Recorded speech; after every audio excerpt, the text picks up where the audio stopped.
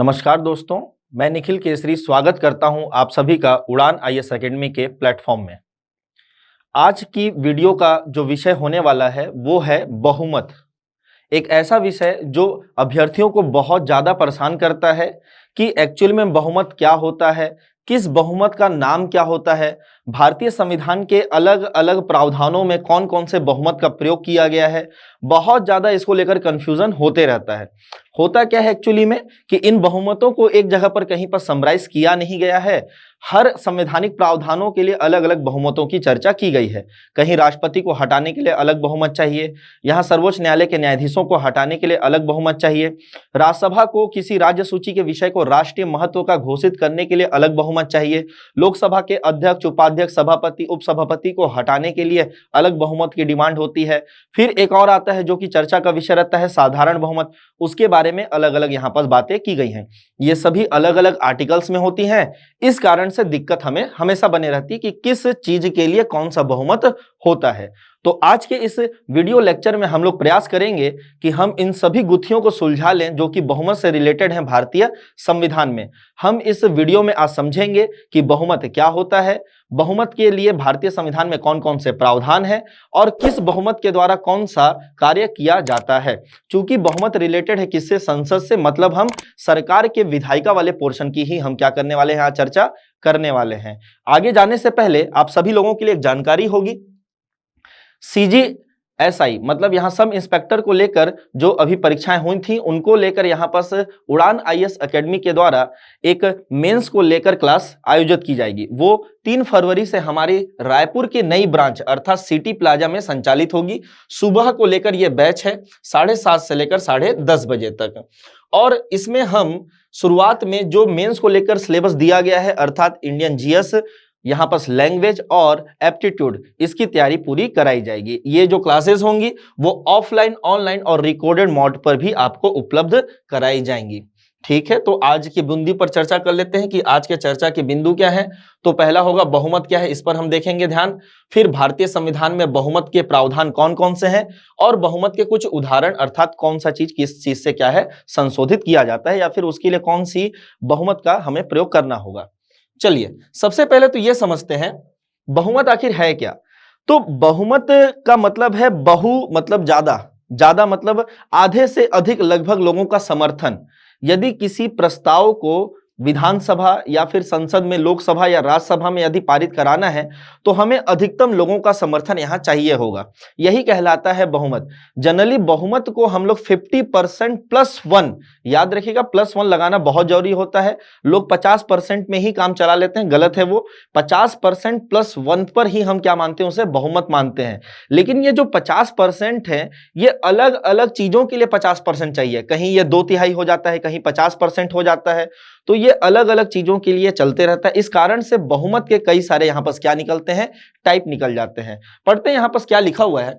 जब हम संसद के किसी विधेयक को कानून बनने हेतु देखते हैं तो फिर उस विधेयक को पारित करवाने के लिए अलग अलग प्रकार के बहुमत का प्रयोग किया जाता है। अब यहां पारित कराने के लिए बहुमत के उद्देश्य के आधार पर इन्हें भिन्न भिन्न कैटेगरी में बांटा जाएगा। जैसे संविधान के अनुसार विधेयक का प्रस्ताव पारित कराने के लिए बहुमत के प्रकार बताए गए हैं। जैसे संविधान में बहुमत का कोई स्पष्ट उल्लेख नहीं किया गया है। ये बात अटपटी है लेकिन सच है कि भारतीय संविधान में कहीं भी अगर मैं 4 प्रकार के बहुमत की अगर मैं चर्चा करूं, जैसे पहला होता है क्या, पूर्ण बहुमत, दूसरा हो गया प्रभावी बहुमत, तीसरा हो गया साधारण बहुमत और एक हो गया विशेष बहुमत। इन किसी भी शब्दावली का प्रयोग नहीं किया गया है। आप जो भी शब्दावली यहां पर देख रहे हैं, इन शब्दावली का प्रयोग भारतीय संविधान में नहीं किया गया है। इस कारण से और ज्यादा ये क्या हो जाता है, तो मुद्दा बने रहता है कि कौन सा बहुमत को क्या माना जाए, किसे विशेष कहोगे, किसे नहीं कहोगे, किसको ही साधारण कहोगे, किसको आप प्रभावी कहोगे, क्या इसका यूज किया गया है या नहीं किया गया है। तो इसको लेकर दुविधाएं होती हैं, क्योंकि इन शब्दों का प्रयोग आप जितने भी रेफरेंस बुक पढ़ते हैं उनमें तो कर दिया जाता है कि ये वाला जो प्रस्ताव है साधारण बहुमत से पारित होगा, ये वाला प्रस्ताव विशेष बहुमत से पारित होगा। लेकिन यहाँ पास दिक्कत ये आ जाता है कि विशेष बहुमत के भी कई सारे टाइप होते हैं, बाकी प्रभावी बहुमत अलग होता है। तो इस कारण से दुविधा है इसमें। नो डाउट इस बात को लेकर तो हमेशा दुविधा है कि बहुमत एक्चुअली में कौन से चीजों के लिए क्या होती है। तो भारतीय संविधान में स्पष्ट उल्लेख नहीं है, इस बात को आप याद रखिएगा। तो फिर कितने टाइप के बहुमत होते हैं अगर उल्लेख नहीं है तो? फिर अगर हम इस पर चर्चा करें तो अभी तक जो देखा गया 4 टाइप का बहुमत होता है। जैसे पहला बहुमत अगर हम बात करें पूर्ण बहुमत, पूर्ण बहुमत की मैं बात कर रहा हूं। जब भी यहां पास पूर्ण बहुमत है तो इसे हम इंग्लिश में कहते हैं एब्सोल्यूट मेजॉरिटी। यहां मैं इसे पहला नंबर डाल भी देता हूं, यह पहला बहुमत हो गया। ठीक, 4 में से पहला क्या हो गया? पूर्ण बहुमत। पूर्ण बहुमत यह सदन की कुल सदस्यता के जितने भी सदस्य संख्या होंगे, मान लेते हैं कि सदस्य संख्या 100 है एग्जाम्पल के तौर पर। अब इस कुल 100 सदस्य संख्या का मुझे बहुमत कहलाएगा क्या? पूर्ण बहुमत। तो इसका पूर्ण बहुमत क्या होगा? 50% ऑफ 100 प्लस 1, मतलब 100 का 50% अर्थात 50 प्लस 1, ये क्या हो जाएगा? पूर्ण बहुमत। और पूर्ण बहुमत हमेशा समान होगा, ये हमेशा क्या होता है? फिक्स होता है, ये कभी बदल नहीं सकता है। इस प्रकार के बहुमत में हम ये देखते हैं कि यहां पर कुल कितने पद होते हैं उस सदन में, इनको देखा जाता है। कभी भी उसमें रिक्त पदों को नहीं घटाया जाता है, उपस्थित कितने हैं उसको ध्यान नहीं दिया जाता है, मतदान कितने कर रहे हैं उनको भी ध्यान नहीं दिया जाता है। यहां बस एक ही चीज देखी जाती है कि कुल सीट कितने हैं, तो इसको कहते हैं क्या? पूर्ण बहुमत। अच्छी बात यह है कि भारतीय संविधान में इस बहुमत का कहीं भी प्रयोग नहीं है, ना तो प्रत्यक्ष रूप से ना ही अप्रत्यक्ष रूप से, लेकिन एक समय इसका काम पड़ता है, वो है जब आम चुनाव होते हैं तब। आम चुनाव मतलब जब 5 वर्ष में जब चुनाव होता है, जब कभी भी 5 वर्ष के बाद चुनाव होता है, किसका? संसद का। संसद का जब 5 साल के बाद, मतलब लोकसभा का इसमें और विधानसभा का, जब भी 5 साल के बाद चुनाव होता है तो चुनाव के बाद इमीडिएटली ये देखा जाता है तुरंत कि पूर्ण बहुमत किसे प्राप्त हुआ है, जिसे हम जादुई आंकड़ा कहते हैं, वो किसे प्राप्त हुआ है। जैसे लोकसभा का जब चुनाव होता है तो 543 सीटों पर यहां मतदान कराया जाता है टोटल, तो 543 सीटों का पूर्ण बहुमत कितना कहलाएगा? तो 543 का 50% मतलब बट्टे 2 लगा दूंगा मैं, है ना। 50% को कैसे करेंगे? तो 50% कैसे हो जाएगा? 50/100, तो ये कितना हो जाएगा? 1/2। तो ये 543 का 1/2 मतलब यहां पर 543 गुणे 1/2 प्लस 1, तो ये हो जाएगा 271.5 प्लस 1, 272.5। तो यहां पास 272 ही हमारा क्या होगा? पूर्ण बहुमत होगा, क्योंकि आधे से ज्यादा लेना है ना हमें, तो आधे से ज्यादा अगर देखेंगे तो ये 272 में हमारा काम चल जाएगा। क्यों? क्योंकि 272 का दुगुना करोगे तो 544 होगा, मतलब आधे से ज्यादा तो है। ठीक है, कितना हो रहा है? 271.5, तो 272 आप ले सकते हैं। तो इसीलिए देखिएगा आप कि जब कभी भी लोकसभा का आम चुनाव होता है 5 साल वाला, तो उसमें हर पार्टी अपने आप को ना ऐसे दिखाती है कि हम 272 प्लस इस बार जादुई आंकड़ा पार करेंगे। तो ये होता है जब आम चुनाव पर चर्चा होती है। लेकिन अगर मान लेते हैं मध्यावधि में कोई सरकार बनाने वाली है, मध्यावधि सरकार कब बनती है? जब कोई सरकार गिर जाती है, अर्थात विधायिका में पहले उसका बहुमत होता है, बाद में उसकी सरकार की बहुमत कम हो जाती है, देन उसके बाद दूसरी पार्टी क्या करती है? यहां पास अपना दावा पेश करती है सरकार बनाने के लिए। तब ऐसा देखा गया है कि मध्यावधि जब यहां सरकार बनाने की बात आती है तो उसमें पूर्ण बहुमत नहीं देखा जाता है। एग्जाम्पल अगर इसमें देना चाहूं तो आप मध्य प्रदेश का एग्जाम्पल ले सकते हैं, है ना। यहां पास हम मध्य प्रदेश का एक एग्जाम्पल लेते हैं, पेज को ऐड कर लेते हैं। मध्य प्रदेश में क्या हुआ था? तो पहले जब मध्य प्रदेश की 15वीं विधानसभा जब इस बार इलेक्शन हुआ था, तो उसमें टोटल 230 सीटों में यहां पर कांग्रेस, बीजेपी ऐसे ऐसे अलग अलग सीटें मिली थी, है ना। एक रफ आइडिया ले रहा हूं, एग्जैक्ट तो यहां पास पुरानी बातें हैं ये। जैसे मान लेते हैं कांग्रेस के पास 114 सीट थी, उस समय 114 सीट कांग्रेस की आई थी। फिर अगर 230 का मैं पूर्ण बहुमत कहता हूं तो 116 होगा। कितना होगा? 116, क्योंकि 230 का आधा 115 प्लस 1 116, तो यहां पास 116 अगर जिसके पास होगा वो सरकार बनाएगा। कांग्रेस के पास 114 है, मतलब यहां सरकार वो नहीं बना सकती। 109 किसके पास है? बीजेपी के पास, तो वो भी सरकार बनाने के लिए अभी सक्षम नहीं है। तो अब क्या होगा? तो कांग्रेस ने यहां बीएसपी के साथ मिलकर समाजवादी पार्टी और निर्दलियों के साथ मिलकर क्या कर दिया? तो सरकार का गठन किया। अब जब इन तीनों को मिलाया तो कांग्रेस और इन तीनों का मिलाकर कितना हो गया? 122। क्या 122 ज्यादा है 116 से? बिल्कुल ज्यादा है। तो यहां पास किसकी सरकार बनी? कांग्रेस प्लस यहां पास बीएसपी और एसपी और निर्दलीय की सरकार बन गई। अब आगे क्या होता है? आगे कुछ समय के बाद कांग्रेस के कुछ विधायक क्या देते हैं? इस्तीफा दे देते हैं। ठीक है, विधानसभा से जो यहां पास क्या हुआ था, तो इस्तीफा दे दिया जाता है, जिसके कारण कांग्रेस की सीटें हो जाती हैं कम। यहां पर लगभग 22 विधायकों ने इस्तीफा दिया था, निर्दलीय उसमें कुछ थे, कुछ कांग्रेस के भी थे, तो इन्होंने क्या किया, 22 लोगों ने इस्तीफा दे दिया। अब इस्तीफा देने के बाद अगर आप बात करोगे तो ये 22 क्या करना पड़ेगा, हमें घटाना पड़ेगा।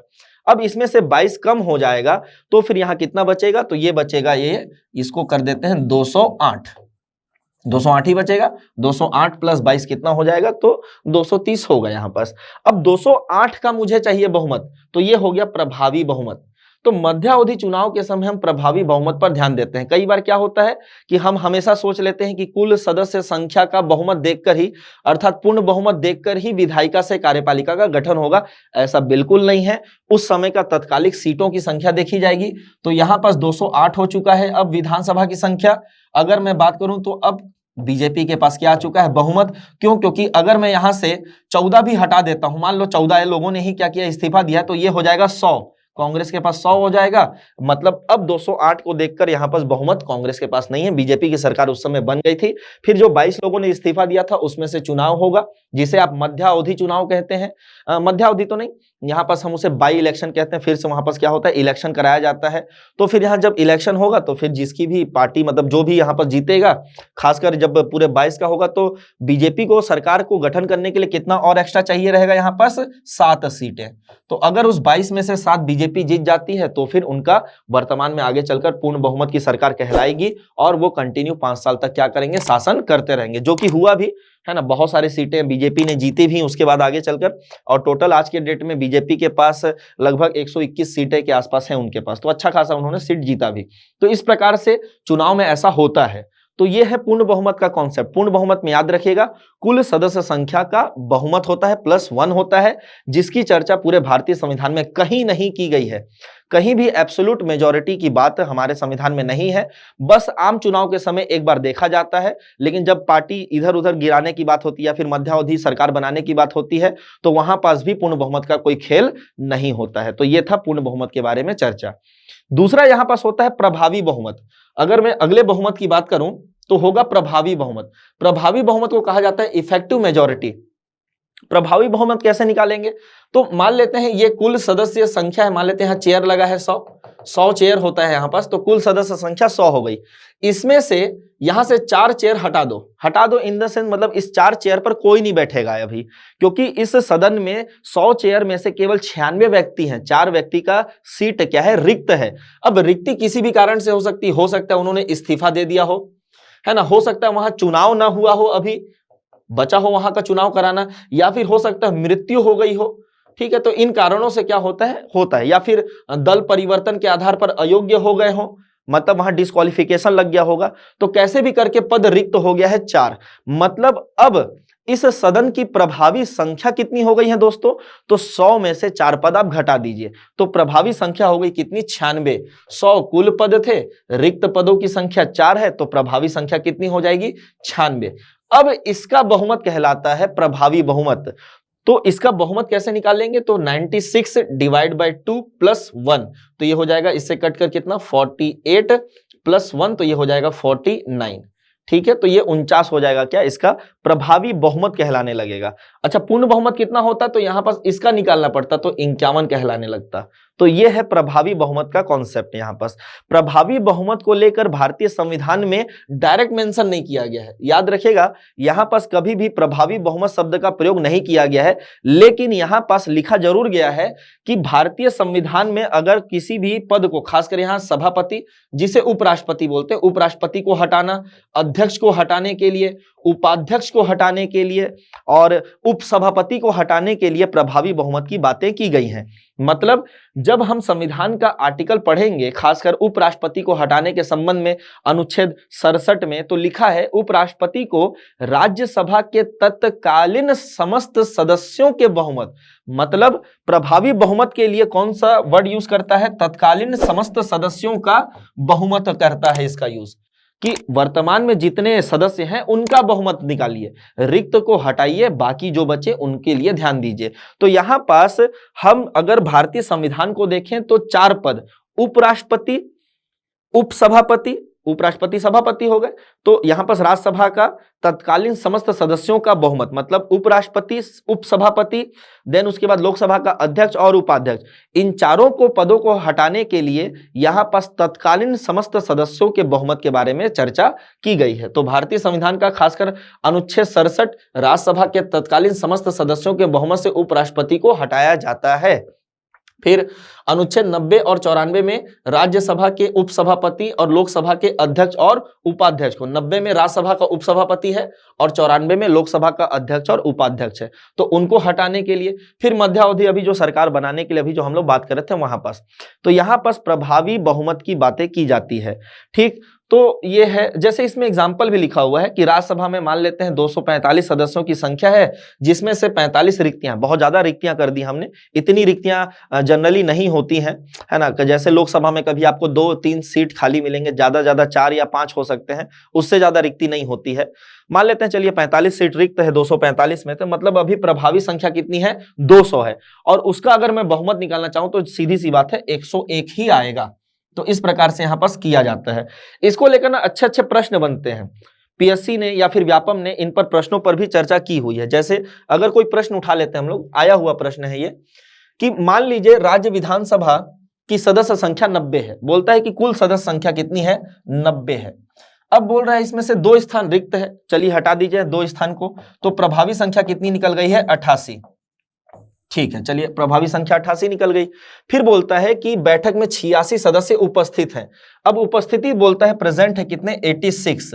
फिर उपाध्यक्ष को हटाने के प्रस्ताव पर विचार किया जा रहा है। उपाध्यक्ष को हटाना है, मतलब विधानसभा के उपाध्यक्ष को हटाना है, और हमें पता है कि उपाध्यक्ष को हटाने के लिए क्या चाहिए, तत्कालीन समस्त सदस्यों का बहुमत चाहिए, तत्कालीन समस्त सदस्य का बहुमत चाहिए। अब दोस्तों दिक्कत क्या है ना, तत्कालीन समस्त सदस्य की बात, बहुमत की बात कर रहा है, हम कंफ्यूजन कहां कर जाते हैं कि उपस्थित देख लेता हूं, मतदान देख लेता हूं, यहां पर कंफ्यूजन करने लगता है। इसी को बोलते हैं कि कॉन्सेप्ट की क्लैरिटी खत्म हो गई है। ठीक, तो याद रखिएगा, अध्यक्ष उपाध्यक्ष को हटाने के लिए तत्कालीन समस्त सदस्यों का बहुमत चाहिए, और तत्कालीन समस्त सदस्य संख्या तो हमें पता है कितनी है, 88 है, मुझे इसका बहुमत चाहिए। इसका बहुमत कैसे निकालेंगे, तो यहां डिवाइड बाय 2 प्लस कितना कर देंगे, 1, तो मुझे 45 सदस्यों का समर्थन चाहिए हटाने के लिए। अगर 45 लोगों ने इस प्रस्ताव के पक्ष में मतदान कर दिया तो उपाध्यक्ष को उनके पद से हटाया गया माना जाएगा। देखते हैं समर्थन कितने लोगों ने किया है। तो मतदान के प्रस्ताव के पक्ष में 45 लोगों ने क्या किया है, समर्थन किया है। विरोध में 38 लोग आ गए हैं, 3 लोगों ने मतदान नहीं किया है, लिखा हुआ है। तो 45 प्लस 38 83 और प्लस 3 कितना हो गया, 86।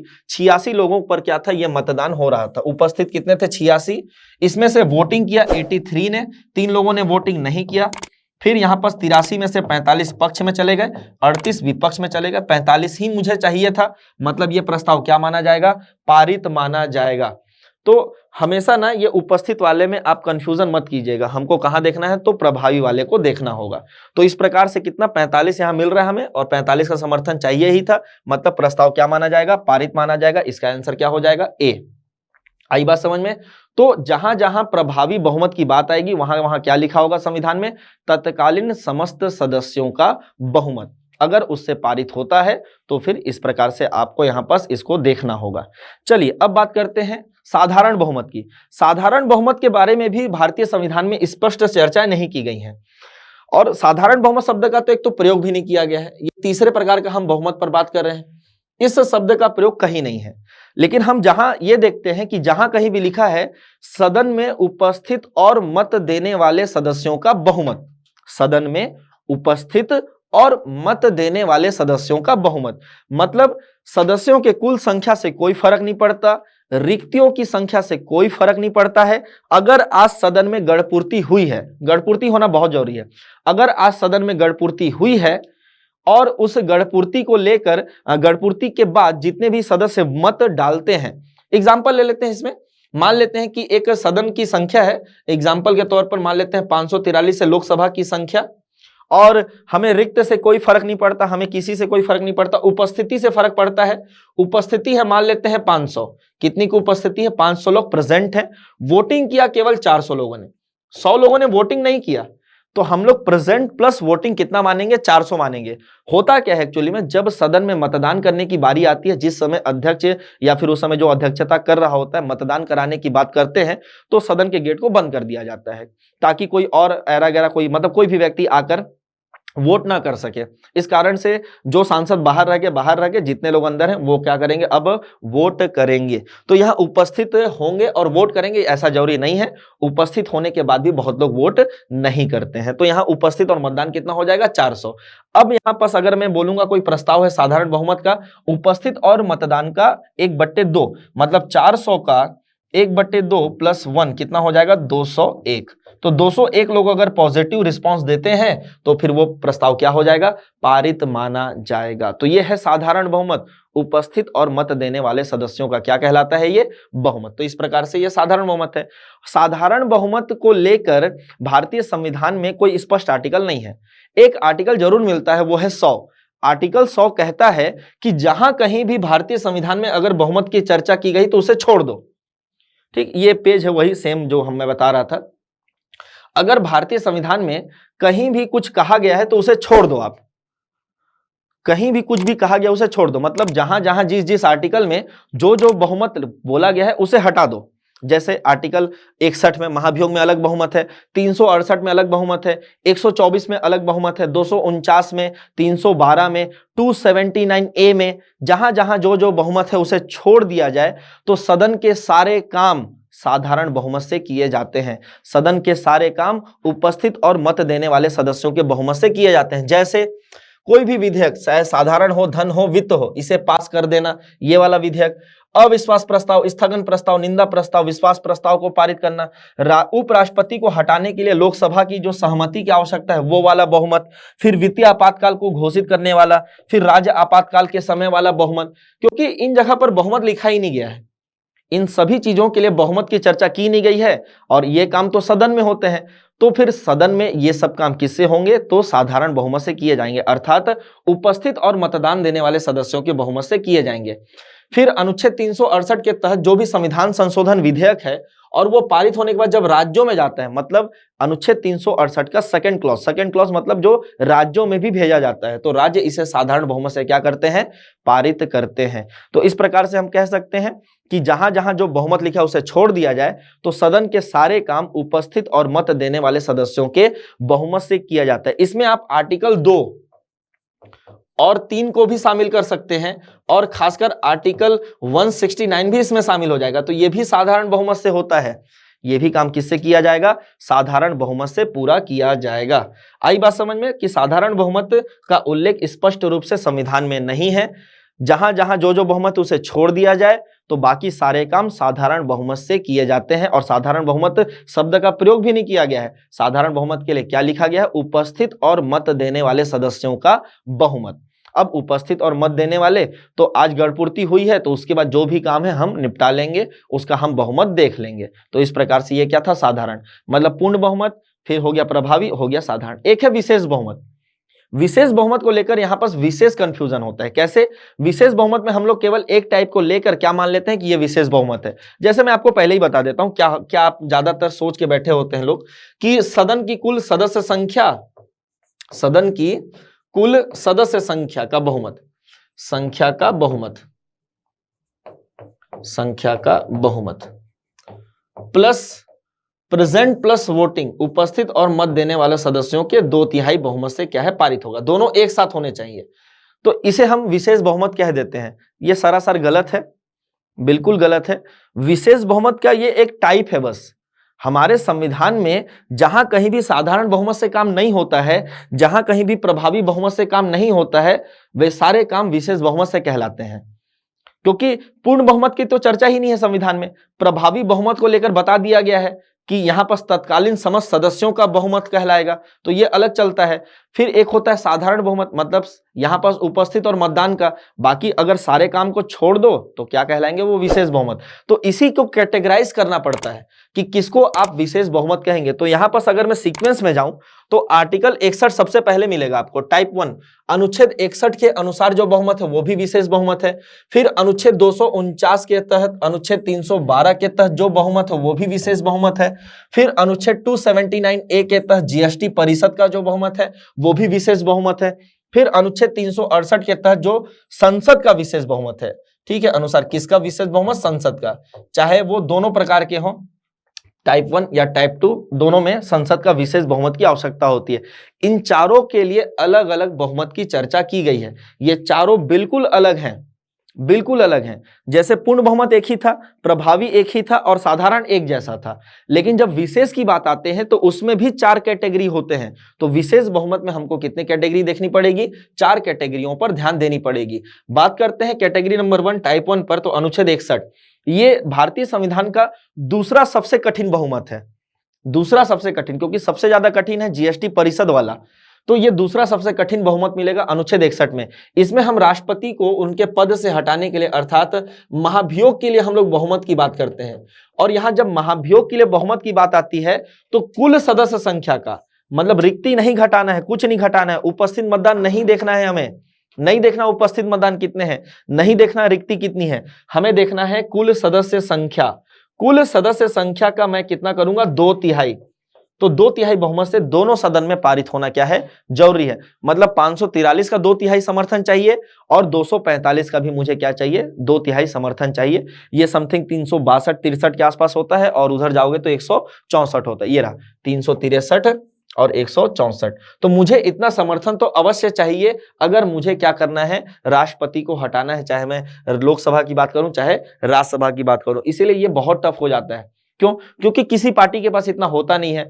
अगर आप बीजेपी और एनडीए, मतलब एनडीए को अगर आप देखोगे तो वो हाईएस्ट नंबर कितना पहुंचता है, 353 पहुंचता है। उसमें भी अब शिवसेना तो हट गया, है ही नहीं उतना बहुमत। मतलब राष्ट्रपति को अगर अब हटाना है तो पक्ष और विपक्ष दोनों का समर्थन यहाँ चाहिए होता है। इस कारण से बहुत टफ हो जाता है राष्ट्रपति को हटाना। और देखते हैं तो महाभियोग का आज तक कभी प्रक्रिया हुआ ही नहीं हमारे यहाँ। तो यह है विशेष बहुमत किसको लेकर, अनुच्छेद 61 को लेकर। और आगे बढ़ते हैं तो अनुच्छेद 312 और 249 ये राज्यसभा के लिए है, खासकर केवल राज्यसभा के लिए, याद रखेगा। राज्यसभा यदि चाहे तो अनुच्छेद 249 के तहत राज्य सूची के किसी विषय को, राज्य सूची में कई सारे विषय होते हैं, तो उनके किसी भी एक विषय को तो उसे राष्ट्रीय महत्व का घोषित कर दिया जाएगा। और राष्ट्रीय महत्व का जैसे ही उसकी घोषणा होती है, फिर संसद उस पर क्या करता है, कानून बना लेता है 1 वर्ष के भीतर। वो 1 वर्ष के लिए ही घोषणा होती है, राष्ट्र महत्व की घोषणा होती है, वो केवल 1 वर्ष के लिए होती है। 1 वर्ष के भीतर आपको कानून बनाना है, और वो कानून परमानेंट नहीं होता है। जैसे ही घोषणा का समापन होता है वैसे ही वो 6 महीने में कानून क्या हो जाता है, समाप्त हो जाता है। यदि राज्यसभा पुनः अनुमोदन कर दे राष्ट्रीय महत्व का, तो वो कानून 1 साल और आगे चल जाएगा। फिर दूसरा होता है, जैसे आर्टिकल 312 में यदि राज्यसभा ये सोचती है कि भारत में एक नई अखिल भारतीय का सृजन करना चाहिए, तो एक प्रस्ताव के माध्यम से वो राष्ट्र हित में एक नई अखिल भारतीय के सृजन का प्रस्ताव रख सकती है कि हमें बनाना चाहिए। लेकिन बनाएगा कौन, संसद। तो अखिल भारतीय सेवा संसद बनाती है, लेकिन उसके इनिशिएटिव कौन लेता है, राज्यसभा लेती है, याद रखेगा। अब ये 2 चीज तो हो गया, क्या क्या है ये, लेकिन बहुमत कौन सा चाहिए राज्यसभा का, राज्यसभा का यहां चाहिए उपस्थित और मतदान करने वालों सदस्यों का 2/3 बहुमत से। यहां पास ऐसे है, एकदम अलग टाइप का विशेष बहुमत है ये। यहां पास हम कुल सदस्य संख्या नहीं देखेंगे, प्रभावी नहीं देखेंगे, हम देखेंगे आज उपस्थित और मतदान कितना कर रहे हैं। एग्जाम्पल के तौर पर मान लेते हैं कि लोकसभा में आज उपस्थित हैं, मान लेते हैं 490, मतदान किया 480 ने, उपस्थित मतदान 480 हो गया। इसका मुझे 2/3 चाहिए होगा, तो ये हो गया 16, मतलब 16 3 48, 160, 320 + 1 मतलब कितना हो जाएगा, 321। ये बहुमत चाहिए मुझे, इस प्रकार से देखा जाएगा। अच्छा, ये तो मैं लोकसभा का, राज्यसभा का देखना था हमें, तो इसी प्रकार से राज्यसभा का कर सकते हैं। तो राज्यसभा के उपस्थित और मतदान का 2/3 + 1 मुझे चाहिए होगा। ये बिल्कुल अलग टाइप का बहुमत है। जैसे आर्टिकल 61 में क्या देखा, कुल सदस्य संख्या का 2/3, यहां क्या देखेंगे, उपस्थित और मतदान का 2/3 + 1 देखा जाएगा। तो ये बहुत अलग टाइप का विशेष बहुमत है, याद रखेगा, अनुच्छेद 249 और 312 में। और आगे बढ़ते हैं तो ये जीएसटी काउंसिल का बहुमत देखेंगे। अनुच्छेद 279A में मतलब क में जीएसटी परिषद के बारे में प्रावधान किया गया है, 101 संविधान संशोधन से आया है। इसकी संरचना पर बात कर लेते हैं तो इसमें सेंटर और स्टेट दोनों होते हैं, केंद्र की भी सरकार है और राज्य की भी सरकार है। केंद्र के दो लोग होते हैं, कितने लोग? दो लोग। एक तो केंद्र का जो वित्त मंत्री होंगे वो इसके अध्यक्ष हो जाएंगे और केंद्र के ही वित्त राज्य मंत्री, वित्त मंत्री के नीचे कौन आएंगे? वित्त राज्य मंत्री आएंगे, तो उनको भी यहां रखा जाएगा। ये दोनों केंद्र सरकार के प्रतिनिधि हो जाएंगे। फिर राज्य की अगर बात करते हैं तो राज्यों को रखा गया है, जितने भी राज्य हैं उनके वित्त मंत्री इसमें शामिल होते हैं या फिर कोई अन्य मंत्री भी शामिल हो सकता है। तो इस प्रकार केंद्र और राज्य में इसकी बंटवारा कर दिया गया है। लेकिन जब यहां बहुमत की बात आती है तो बहुमत यहां पर जो लिया गया है वो बहुत खतरनाक है, वो है 3/4। जब तक 3/4 लोग समर्थन न करें तब तक यहां पास कोई भी प्रस्ताव जीएसटी काउंसिल में पारित नहीं माना जाएगा। लेकिन ये अगर मैं इसको 100% शक्ति मानूं, अगर मैं मानता हूं कि जीएसटी परिषद के पास 100% शक्तियां हैं, तो उसमें से 1/3 शक्ति किसके पास है? केंद्र के पास। और 2/3 शक्ति किसके पास है? राज्यों के पास। अगर मैं कहूं कि केंद्र सरकार क्या अकेले 2/3 ले आएगा, सॉरी 3/4 ले आएगा? नहीं ला सकता। 75% की बात हो रही है, ये 75%, ये कितना है? 33%, ये लगभग कितना है? 66% है लगभग। क्या अकेले केंद्र सरकार काम कर लेगा? नहीं। क्या अकेले राज्य मिलकर कुछ प्रस्ताव पारित कर लेंगे? नहीं, जब तक दोनों साथ में नहीं आएंगे। तो इस प्रकार से जीएसटी को लेकर सबसे ज्यादा कठिन बहुमत की बातें की गई, वो है 75%। तो 75% बहुमत पर भी ही क्या होगा? यहां पर वो प्रस्ताव पारित माना जाएगा। और यहां अगर देखा जाए तो केवल 30 ही लोग होते हैं, है ना। तो इस प्रकार से ऐसा है। इसमें कुछ और प्रावधान दिया होगा। बहुमत कैसा है? तो जीएसटी परिषद के लिए सभी फैसले उपस्थित और मत देने वाले सदस्यों के 3/4 बहुमत से लिए जाएंगे। अब उसमें केंद्र सरकार का 1/3 और राज्य सरकार का बाकी जो बचा 2/3 हिस्सा होता है। राज्य सरकार का यहां यह भी ध्यान रखिएगा, कई लोगों को कंफ्यूजन होता है कि मान लेते हैं एग्जाम्पल के तौर पर 28 राज्य हैं, इन 28 को अगर 28 उपस्थित होते हैं तो इन 28 के पास 2/3 होगा। अगर यहां 25 उपस्थित हैं तो 25 के पास 2/3 होगा। समझ रहे हैं कैसे? मान लेते हैं कि 30 वस्तु है, 30 लोग हैं, तो 30 लोग आज आए हैं और ये 30 वस्तु है तो सब में एक एक वस्तु बढ़ जाएगी। लेकिन मान लेते हैं आज केवल 10 ही लोग आए हैं, तो ये 30 वस्तु उन 10 में बटेगी, सबके पास 3-3 पहुंच जाएगा। तो ऐसे वेटेड मेजॉरिटी की बात की गई, वेटेज वोट की बात की गई है राज्यों की। ठीक है, मतलब राज्यों को 2/3 मिलेगा ही मिलेगा, आए या ना आए, बाकी सभी राज्य उसका उपयोग कर सकते हैं। तो यहां पर वही लिखा है कि उस बैठक में डाले गए वोट का 2/3 भाग प्राप्त होता है ना। उस बैठक में जितने लोग वोट डालेंगे उनको 2/3 मिल जाएगा। तो ये है उसके बारे में। अब आते हैं किसके बारे में? तो संविधान संशोधन को लेकर जो यहां पास विधेयक है, मतलब जो बहुमत है उसको लेकर। इसमें मैं डायरेक्ट यहां पास ये बता दूंगा कि बहुमत कौन सा है, क्योंकि ये वाला जो बहुमत है इसे ही जनरली किताबों में विशेष बहुमत लिख देता है, जबकि ऐसा नहीं होना चाहिए, लेकिन फिर भी कर रहा है। तो ये दोनों एक साथ होने चाहिए, तब जाके ये क्या कहलाएगा? विशेष बहुमत कहलाएगा। कैसे एक साथ होने चाहिए? पढ़ते हैं एक एक चीजों को। यहां पर कह रहा है कि अगर कोई प्रस्ताव इस बहुमत से पारित कराना है तो इसमें 2 बातें लिखी हुई है। एक तो सदन का बहुमत चाहिए मुझे, सदन की कुल सदस्य संख्या का बहुमत, ऊपर से उपस्थित और मतदान का 2/3 भी चाहिए। 2 बातें एक साथ चाहिए। एग्जाम्पल ले लेते हैं, अगर इसमें मैं कोई पेज जोड़ के यहां पर एग्जाम्पल लेता हूं तो मान लेते हैं कोई भी सदन को उठा लेते हैं, इसमें 543। ठीक, 2 बातें होंगी यहां पर, 2 क्राइटेरिया चाहिए। स्थिति 1, सदन का बहुमत चाहिए मुझे। सदन का बहुमत कितना होगा? तो ये हो गया 272। कितना हो गया? 272। जानते हैं सदन का बहुमत। दूसरा, उपस्थित और मतदान का मुझे 2/3 चाहिए। अभी देखो ये चेंज होते रहता है, क्यों? क्योंकि उपस्थिति और मतदान हमेशा हर दिन के हिसाब से चेंज होगा, तो ये हमेशा क्या होते रहता है? चेंज होते रहता है। अब मान लेते हैं आज का दिन है, आज के दिन में लोकसभा में 490 लोग आए हैं, 480 ने क्या किया है? वोट किया है। ये तो थोड़ा ज्यादा हो जाएगा ना, 320 हो जाएगा, थोड़ा कम ले लेते हैं ताकि थोड़ा सा आसानी हो हमें समझने में, थोड़ा सा, है ना। मान लेते हैं इसको 14, हाँ ठीक है, 430 लोग आज उपस्थित हुए हैं। 420 लोग क्या करते हैं? मतदान करते हैं। तो 420 का यहाँ 2/3 चाहिए, +1, तो ये कितना हो जाएगा? 14×3 42 और ये 281। मतलब आज मेरी 2 स्थिति बनेगी। एक अगर कोई प्रस्ताव है तो स्थिति 1 के तहत क्या है 272 चाहिए, और स्थिति 2 के तहत मुझे कितना चाहिए 281 से ज्यादा चाहिए। जब ये दोनों कंडीशन पारित होंगे तभी जाकर कोई प्रस्ताव पारित होगा। मान लेते हैं ये विधेयक है, मतदान का समय आ चुका है, मतदान कितने लोगों ने किया है 420 लोगों ने। 420 लोगों में से अगर मान लेते हैं 280 लोगों ने पक्ष में वोट किया है और बाकी जो बच गए 140 लोगों ने विपक्ष में वोट किया है, तो देखते हैं क्या प्रस्ताव पारित होगा। तो पहला कंडीशन क्या 280 272 से ज्यादा, बिल्कुल ज्यादा है, तो पहला पारित हो गया।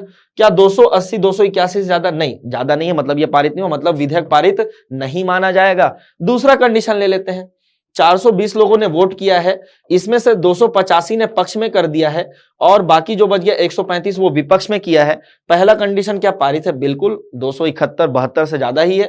दूसरा कंडीशन भी क्या है पारित है, मतलब ये विधेयक क्या माना जाएगा, पारित माना जाएगा। तो ये विशेष बहुमत है जिसका उपयोग बहुत जगह किया गया है। कहां कहां किया गया है वो देख लेते हैं।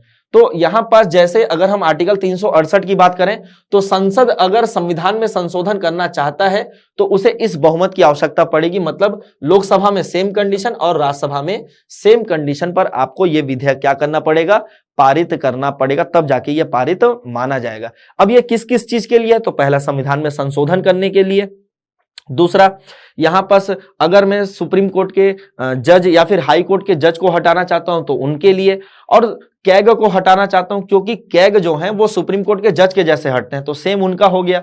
इलेक्शन कमीशन के जो मुख्य निर्वाचन आयुक्त हैं अगर उनको भी हटाना है तो सेम वैसा ही होगा।